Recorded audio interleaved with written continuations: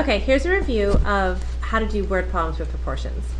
So as you read the word problem, you're going to find that you're going to have two things. So in this word problem, an adult rhinoceros beetle weighs 0.525 carry 446.25 ounces on its back. So those are the two things, how much something weighs and how much it can carry. And then it says if a person were as strong as the rhino beetle, how much weight could a 100-pound person carry?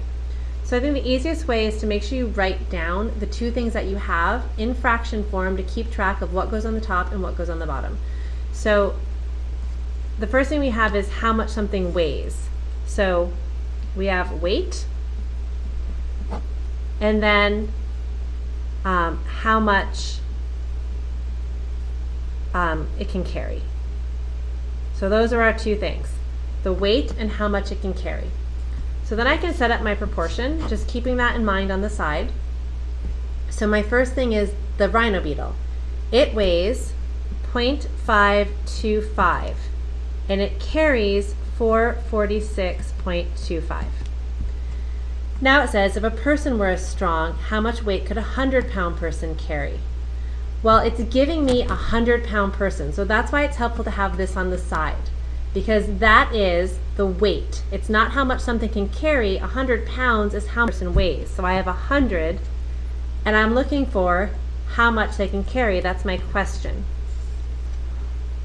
So the trickiest thing here, again, is making sure you have the right thing on the top and the bottom, and if you keep track of this on the side, then that helps you keep track of what goes on the top. So on the top I have weight of the rhino beetle, how much it can carry. Weight of the person, and we don't know how much it can carry. That's what we're going to solve. So now we can cross multiply.